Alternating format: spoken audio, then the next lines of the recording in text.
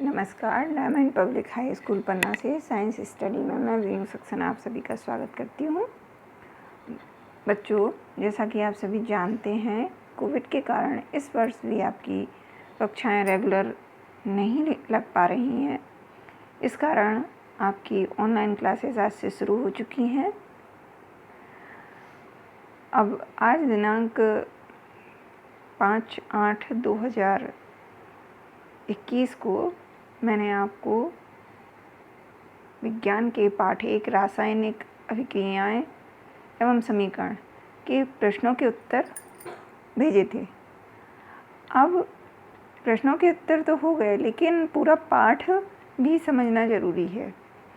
तो हम थोड़ा थोड़ा करके पाठ समझते जाएंगे और प्रतिदिन आपको क्वेश्चन आंसर भी भेजते जाएंगे।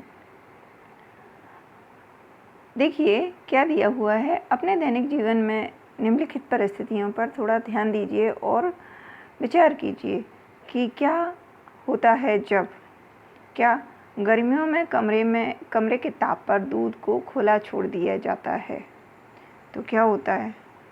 आप जानते हैं कि उस समय बाष्पीकरण होता है, अगर गर्म दूध हो तो, और ठंडा भी हो तो भी बाष्पीकरण होता है। लोहे का तवा, तसला, कील को आर्द्र वायुमंडल में खुला छोड़ दिया जाए, यानी नमी युक्त वायु में छोड़ दिया जाए तो क्या होगा, उस पर जंग लग जाएगी, यानी लोहे का ऑक्सीकरण हो जाएगा। ऐसे ही अंगूर का किण्वन हो जाता है। भोजन पकाया जाता है, हमारा शरीर भोजन को पचा लेता है, हम सांस लेते हैं।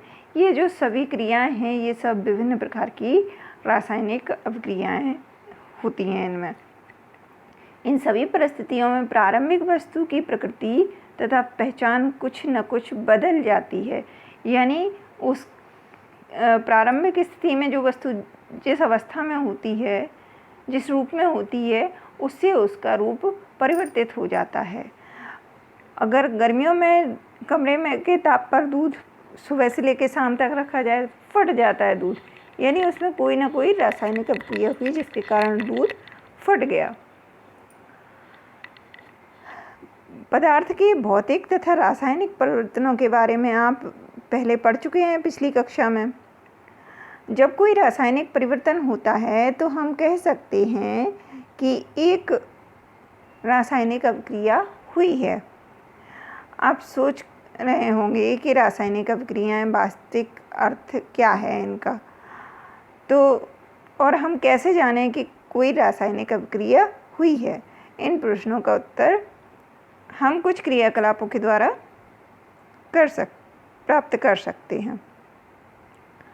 अब देखिए यहाँ पर ये दिया गया है कि जो भी क्रियाकलाप है आपको अकेले में नहीं करना है, सुरक्षा के साथ करना है। जब आपके विद्यालय खुलेंगे तो अपने टीचर्स के साथ ही करना है। लगभग 3-4 सेंटीमीटर लंबे मैग्नीशियम रिबन को रेगमाल से साफ़ कर लीजिए। अब रेगमाल आप लोगों ने देखा होगा, घरों में जब कुछ काम हो रहा होता है, लोहे की कोई चीज़, लोहे की छड़ वगैरह यूज़ करते हैं और वो जंग लग जाती है तो उसको एक पत्ते से साफ़ करते हैं, उसे रेगमाल कहते हैं। उसे रगड़ के साफ़ कर देते हैं। तो मैग्नीशियम का भी, क्योंकि वायु की उपस्थिति में ऑक्सीकरण होता है, तो उस पर एक परत जमी होती है, उसको हटाने के लिए ये रेगमाल से रगड़ा जाता है। इसे चिमटे से पकड़कर स्प्रिट लैंप या बर्नर से इसका दहन करिए, यानी उसे गर्म करने की, जलाने की कोशिश करिए। तो इससे बनी जो राख होती है उसे वॉश ग्लास में इकट्ठा कीजिए।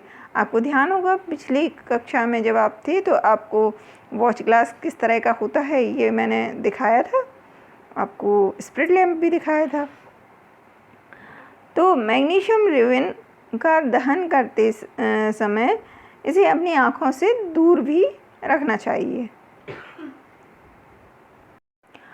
अब आप उस समय नोटिस करेंगे कि जब मैग्नीशियम रिबन को हम जलाते हैं तो वो श्वेत रंग की लौ, चमकदार लौ उत्पन्न करते हैं। ऐसा इसलिए होता है क्योंकि जो श्वेत चूर्ण है में परिवर्तित हो जाता है ये मैग्नीशियम रिबन। इस समय मैग्नीशियम ऑक्साइड बनता है। और ये जो चूर्ण श्वेत रंग का चूर्ण मिलता है वो मैग्नीशियम ऑक्साइड का चूर्ण होता है।